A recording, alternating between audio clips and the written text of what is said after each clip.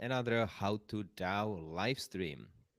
Today, we have here my friend Luca, who is the CEO and co-founder of M0. Together, we used to work at MakerDAO, but before that, he studied economics and econometrics, and then he was in TradFi, and now he's leading the way in DeFi with M0, which is project to issue stablecoin in very democratic way. So, welcome, Luca. Thanks for having me, Pankar. It's good to catch up. Yeah, always pleasure talking to you, and I miss the times when we were, working together on MakerDAO and like the end game plan. And well, then you went on the journey to start your own stablecoin, and I feel like it's going great. So maybe let's start from there. Like, what got you inspired to start M0, and like maybe what you took from MakerDAO and what you wanted to actually change to become even better, or like focus on different niche. Yeah, I think a lot of people uh, we had the pleasure, I mean, to encounter a lot of great minds within the MakerDAO ecosystem because I think the project really led the way and showed how um, money could be created, reinvented, and redistributed in a different way. I think the Maker project has been a pioneering project in DeFi. Um, and I think will have huge ramifications in the future of financial intermediations in general. So I think that there were a lot of great friends that we made along the way during the maker days because I think we learned a lot when it comes to the things, the potential of blockchain technology when is coupled with money. Most people probably don't know the differences, but if on the one hand we had at the time centralized issuers like Circle or Tether, where they were pretty banal when it comes to technology. You could deposit a fiat dollar in a bank account that would create a receipt of that dollar that you could use and spend on chain. Maker was very different. Maker created an immutable protocol on Ethereum mainnet. You could actually pledge a digitally native asset in a smart contract, create a form of money out of it you could spend in the ecosystem, and nobody could actually touch that piece of money or alter the code. It was decentralized and immutable, and fully digitally native without intermediaries. I think it was an incredible. It is still an incredible project.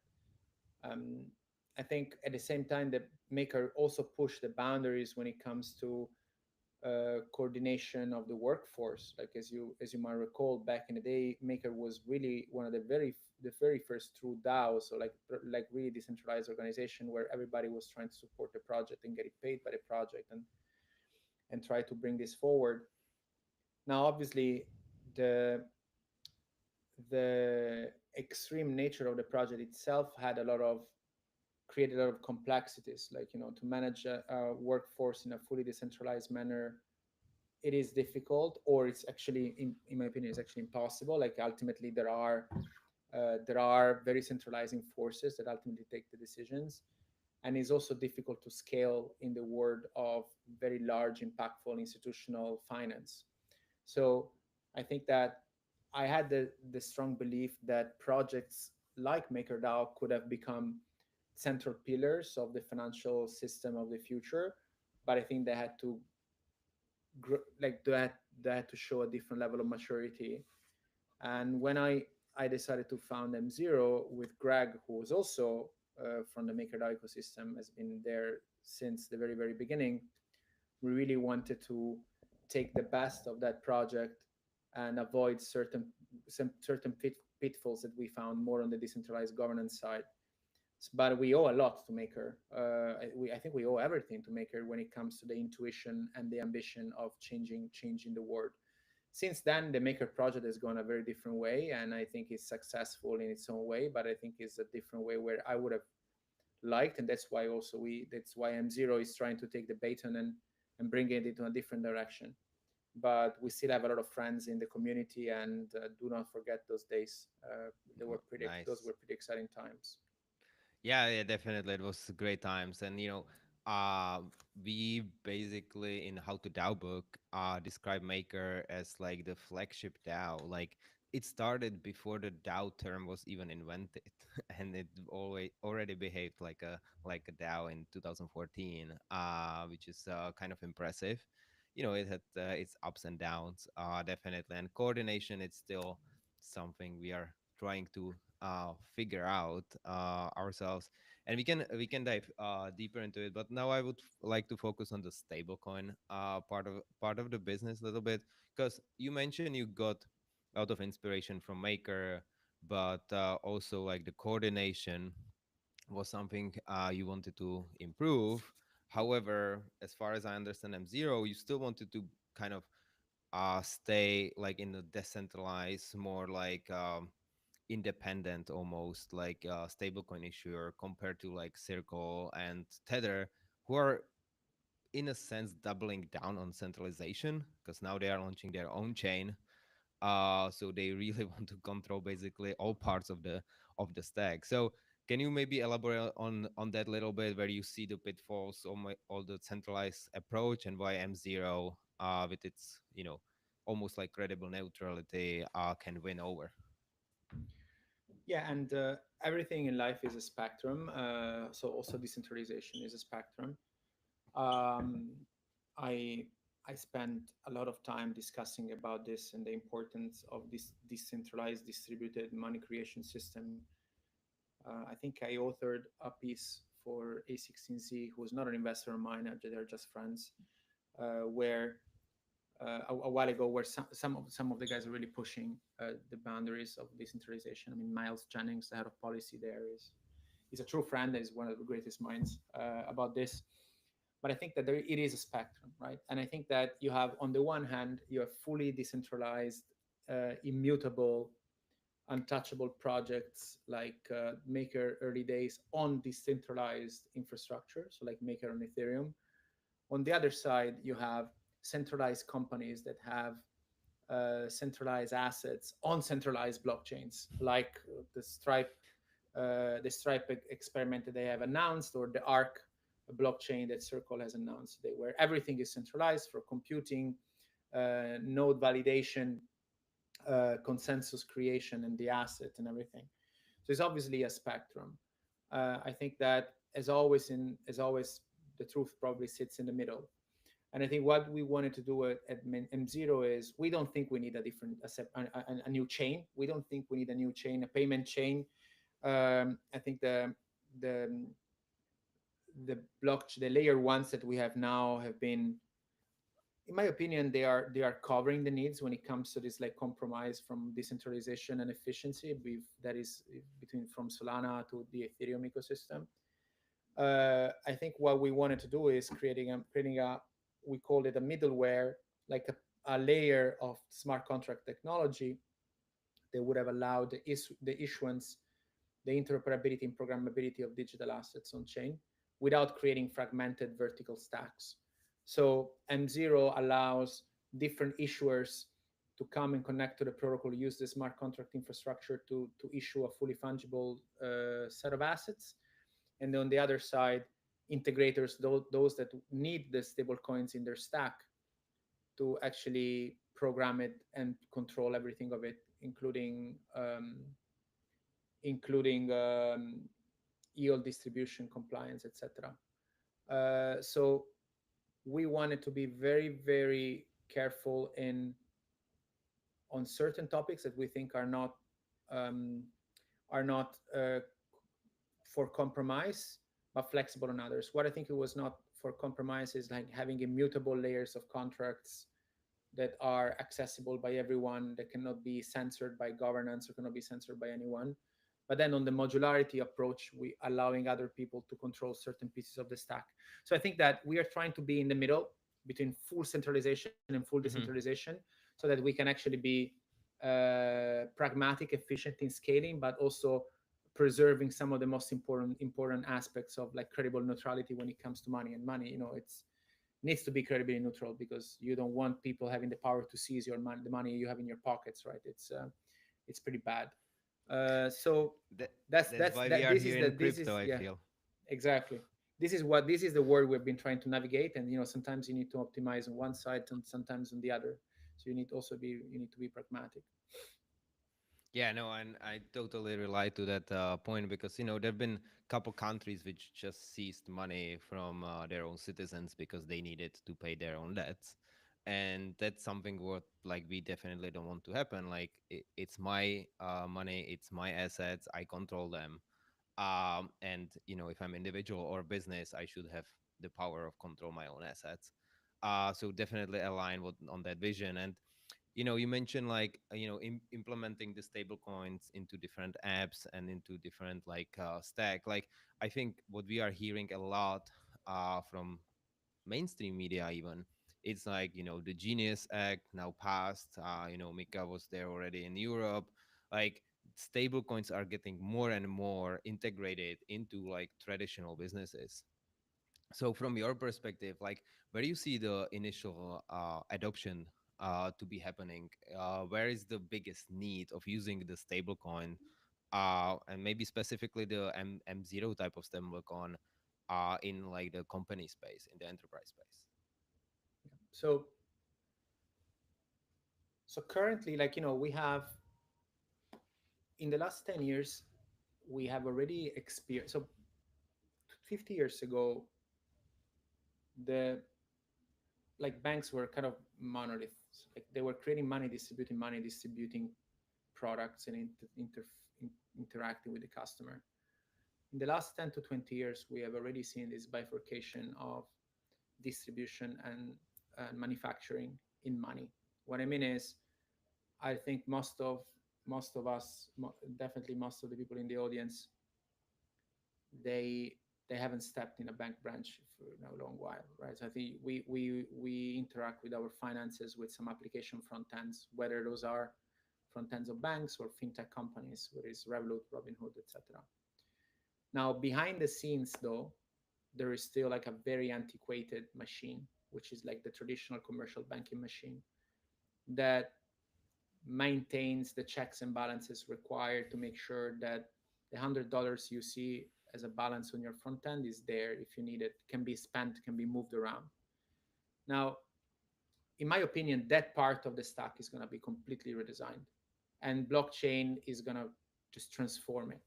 So, what I think is going to happen is the fintechs of the tech and fintech is going to merge, and the fintech of the future is going to be entirely built on top of blockchain rails. So I think blockchain rails and so-called stable coins or programmable money will completely wipe out the traditional bank deposits as we know it. So I think it's just the very beginning of a massive innovation, and M0 builds for that.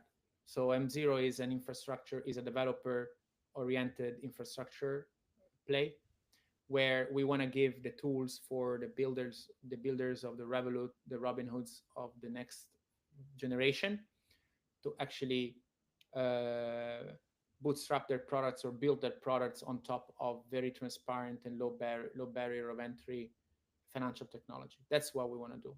So whether you want to create some sort of like whatever financial product you want to create in the future, whether it's a prediction market, a credit card, a dollar account, a deposit account, an investment product, an exchange, a perp exchange, whatever, you could do it, but just plugging into the M0 um, money extension suite, as we call it. So that is Nice. our ethos. Now, what is going to come first? Obviously, we will attack first the segments of the business, the financial business that don't really work very well. Anything that is international, it's no surprise that international payments have been attacked by stable coins immediately. Dollar denominated accounts in emerging markets, places where actually financial services do not work very well, or crypto native businesses that are already they are starting from crypto native rails and they don't want to go and talk to like just talk speak the web2 language. They are made for that. So I think these are the initial projects we will target. By my opinion, web3 and web2 will merge, and the entire fintech stack will be built on blockchain rails, and that's where we want to be in M0. So I think this is the long-term vision that we have, and this is how we're building the company. we would like to be completely transparent behind the scenes that the user shouldn't even know. In my opinion, uh, in the medium term, users will ignore the different brands of stablecoins. They will not even know what a stablecoin is. They will just keep seeing a dollar balance, a money balance on an application. They will just not know that behind the scenes there are new rails, and we're just building those new rails.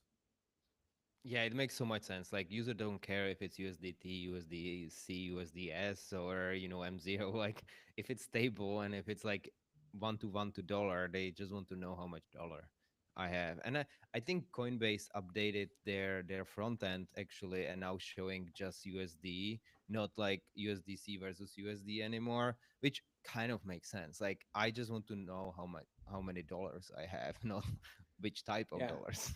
exactly. And the same Telegram is doing, the same others are doing. I think what is important is the difference between the USDC, TE, M0 stack, whatever. It is important for the developer. So if you're developing a financial product, then you want to know what are the interoperability features, the liquidity features, the programmability features, security features that a stablecoin stack is providing you to build the cool products for your customers. So developers really care. Developers know the difference. Builders know the difference. But the end user should be abstracted away. They should just have better product, cheaper, faster, and with faster iteration, which is what is happening already in the internet, right? Like the most obvious comparison is that what blockchain is doing to money is what the internet has done to information. This is really the case. So um, yeah, so No, a lot. There's this still a lot to build. definitely. And like one thing which I think it's important for the app builders is like if they can offer yield to their users. And I think with USDC it's a little more complicated because they're already sharing it kind of with Coinbase, so it's kind of like centralized there. How the M0 stack works in terms of like developers and like if there is a yield generation, like can they actually like get it, offer it to users, and like be very active dollar. So I so I partially agree on this. What I mean is, yes, the users would like to have the yield, but who really wants to have the yield are the distribution partners. If you're a distribution partner that is intermediating billions of dollars of digital money, then you want to have a cut. Um, Yesterday or the day before, Squads, which is the largest multi-sig on Solana, they announced a partnership with Coinbase to get yield, a portion of the yield of the $1 billion plus of USDC they have on platform. So uh, we will see more and more and more of this. Yes, the end user cares, but the end user is less sensitive to yield. That's why we have money in bank accounts.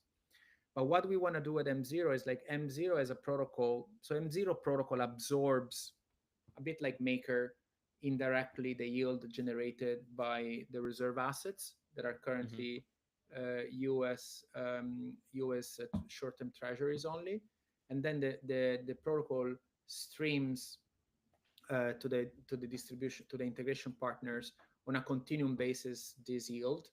So the partners, those that are building stable coins or stablecoin stacks on top of M0, they have full control of the yield they receive on a continuum basis. Now, whether they want to keep it for themselves, they want to pass it to the users, they want to make it behavioral specific based on certain actions of the users, they can do it natively. So it's not that they receive some sort of kickback at the end of the month with a bank wire. And obviously this is very attractive for business partner because with the interest rates where Yeah. they are, it's it's not insignificant money. But in my opinion, this is a portion of it. The real thing is control.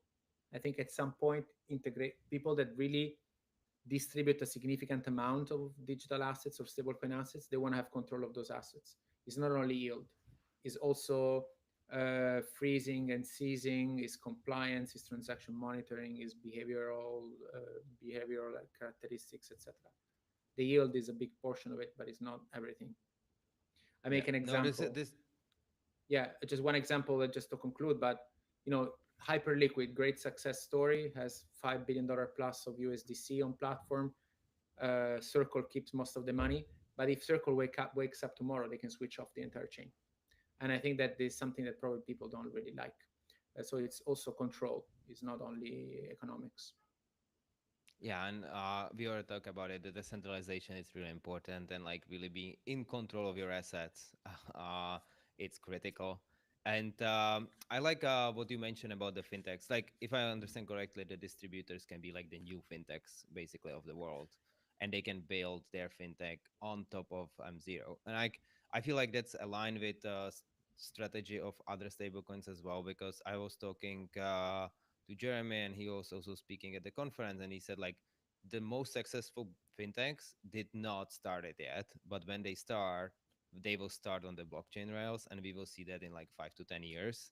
Do you see like the same kind of like roadmap? Like, do you think like 5 to 10 years, like the new big fintechs, the new even he mentioned even like new enterprises will be just starting on chain, and those will be the most successful ones? I mean, it's just like faster stack, better stack. I agree. I think it will be even faster. I think that uh, I don't know how long it took. Somebody told me, yeah, partner of ours, Cast is building a credit card Hmm. and a new bank on blockchain rails. They are working with us. We are helping them on the infrastructure side. They say, okay, we can get to $100 million revenue like in 25% the time that took Revolut. I think it's faster to Hmm. get to market, faster to iterate on products on blockchain rails. So I agree. I think it's gonna be faster. I think is not 5 to 10 years will be. I mean, in the next 3 to 5 years, I think this stuff will really power the applications that everybody's gonna use for their financial life. So I agree with Jeremy. When it comes to a non-financial services business, less knowledgeable, but I think the financial industry is ready for being disrupted by this technology. Yeah, definitely. Like, and every basically financial institution right now, it's talking about their own stable coin or using stable coin, and all these like asset managers are building like bigger and bigger blockchain capabilities, so they can store the assets, they can use the assets, stuff like that. So I think like we definitely see signs of like financial services are moving on chain. Even the most traditional ones, the biggest banks announced their own stable coins recently. So let's maybe move a little bit towards like the crypto native stuff, because I would like to touch upon like the coordination part. So apart from stable coins, like we also M0 have also governance tokens, so it's governed by its community. I think you have dual governance structure. So one is for the protocol changes, one is for more like the operational changes.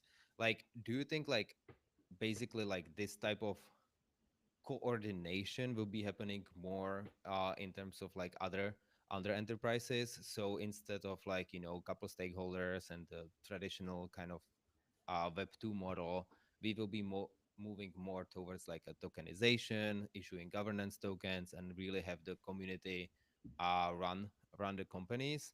And what do you see like the major pitfalls or where we should learn the most? Yeah.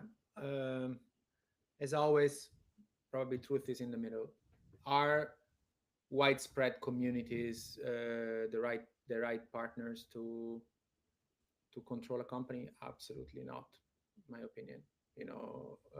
It's not even happening. Like if you look at Maker, for example, which was the most decentralized project, probably 10% of the community was actually actively participating. It means that if you had a small stake, you could actually decide the fate of the company, and ultimately, there are decision makers, and there is just opacity in decision making.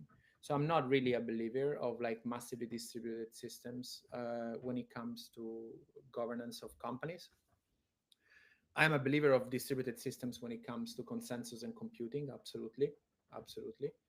So I think it's in the middle. The beauty, the thing is, uh, digitally native projects uh, governed by tokens, which is like, let's say digital pieces of information. Uh, Now we can do coordination in a more efficient way compared to the past, where we just needed the paper, we just had pen and paper. So I think that you can have uh, better systems, but the the principles are the same. So for example, at M0, we split governance. As you mentioned, we have a two token governor model. We split the tokens that have a residual re- have residual value for the value creator of the protocol. So like financial type of tokens, financial exposure tokens, and governance tokens, where you actually have decisions at the protocol level. And the decisions are very simple. They don't touch funds. It's all about parameters of the protocol and certain lists approval that you have.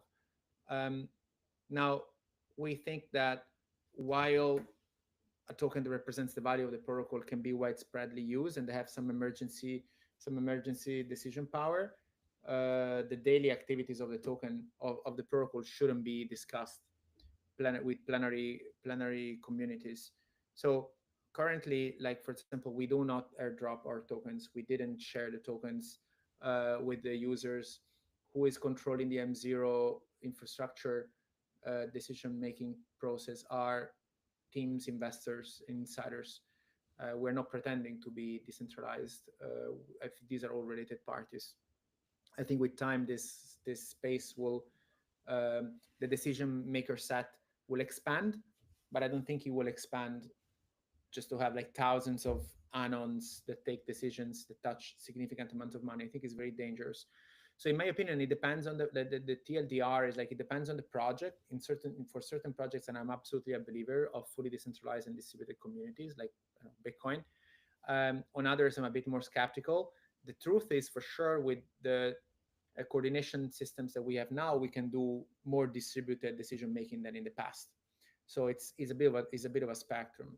So we will not have behind the scenes closed door boards where decisions are taken with pieces of paper that nobody can consult. This everything is on chain, everything is transparent. Um, but uh, but I think it is a process. It is a process of distribution. We already had this, right? The shareholder economy already is a distributed system versus the traditional private economy set, right? Yep. Like you have like hundreds of thousands of shareholders that are represented in boards, and they have information rights about what's going on in the company.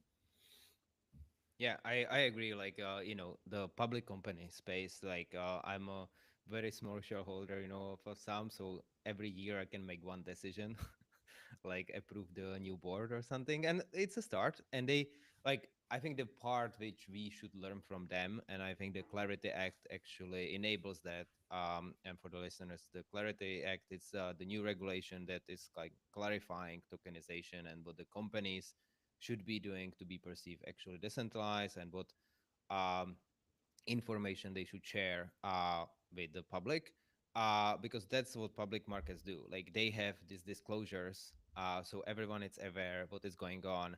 And in crypto, we kind of are public because we are on chain, but at the end, we like the projects are still like the small team somewhere, and they are not really saying what they are doing.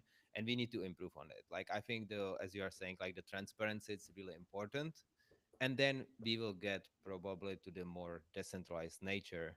One fun fact is like, so my friend started a president DAO, and basically what was his whole thesis is like, the delegated, I think like we need to evolve from like the private slash delegated governance to that. And maybe there are questions to you because we are in the year or decade of AI. Do you think like AI it's like another tool which can actually improve the coordination, or what is your take on like using AI to coordinate companies?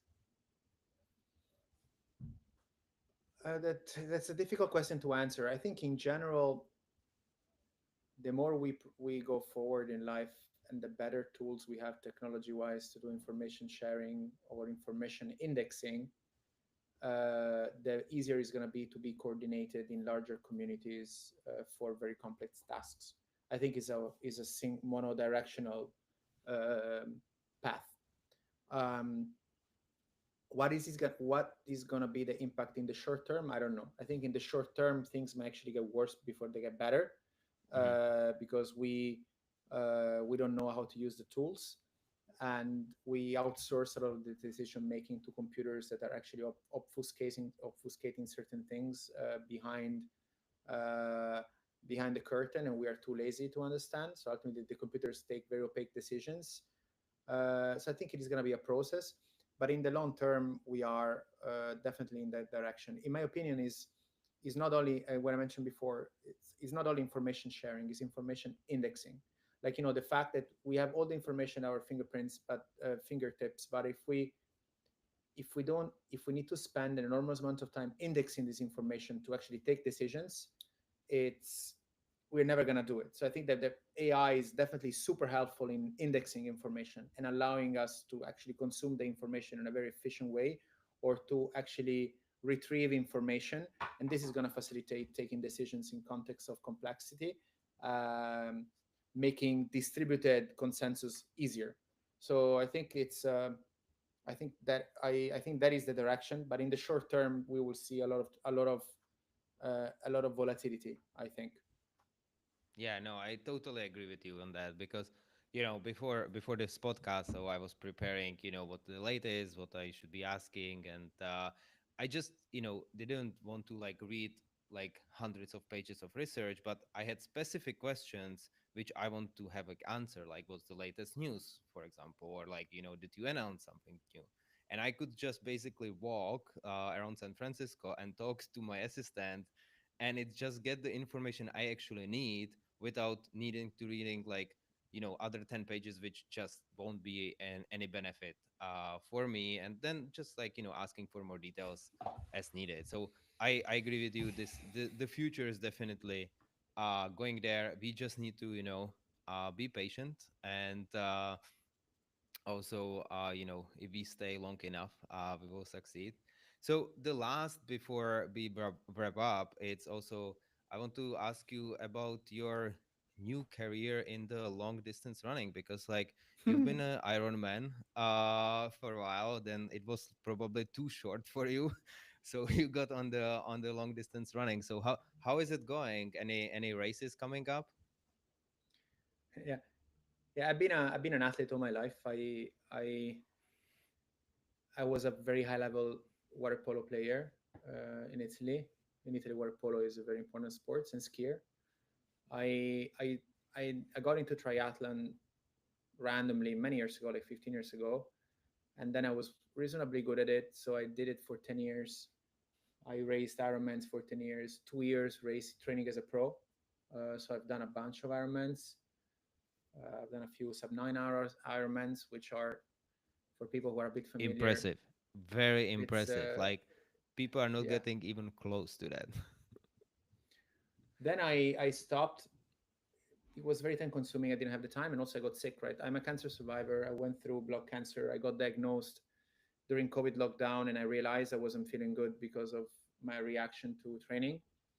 Then when I survived, and decided to go back into sports. Sports is my life. I didn't really want to go back into performance, long distance performance sports that requires a different level of commitment in life, which is not consistent currently with what I'm doing in my life. Who knows about the future? I love mountains, so I started to do like very long distance stuff, which is very different. It's very hard, but it's much more spiritual. It's very hard for the mind as well. So I do like very very long, multi-day, no sleep, high altitude stuff. There is a race that I've done already that I'm gonna do again next month, which is very famous in mountaineering communities, called Tour de Géant. So it's around 200. Technically, it's 210 miles, but usually it's longer. It's 220, 250 miles with 30,000 meters elevation gain and descent in the Italian Alps with no stop, right? So over a week, you sleep in total like 8 hours, 10 hours total. micro sleeps and you're at 3,000 meters, 3,500 meters, with rain, snow, whatever it is. So it's pretty hard, but it's very spiritual, and I source a lot of energy from that. So it's 4 weeks away.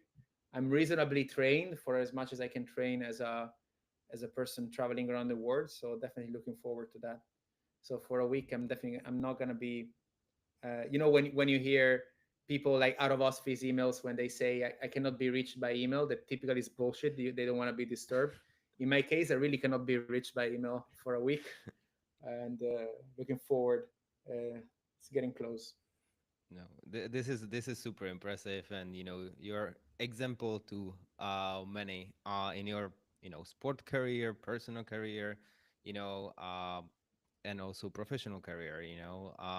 And like it really really show like the commitment you have to all of the stuff you do. So thanks for joining the podcast. Like really enjoy this conversation. I hope our listeners will have a lot. And is there any last thoughts you would like to share? Um, First of all, thanks again for having me. I know that you're also getting into like serious and long distance sports, so just keep going at it. I think it's the more you put into it, the more it gives back. I mean, what I can share is only what I've learned through my life is, nothing comes for free, and I think there are a lot of similarities in building businesses or disrupting industries, and doing long distance sports. You need to you need to be committed. The results happen only in the very long run. The changes are minuscule every day, but it's about consistency.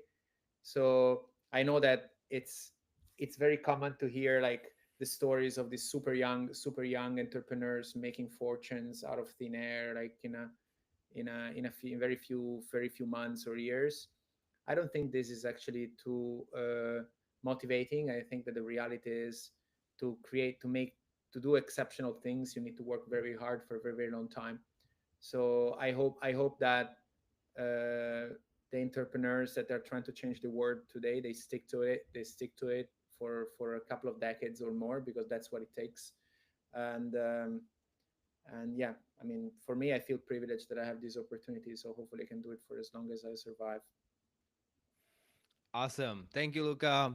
And I totally agree. We are here for the long distance. We are here for decades, and we will be, disrupting markets, changing our lives, and changing lives of others, hopefully for the better. So thanks everyone for joining, and we will see you next week. Thank you.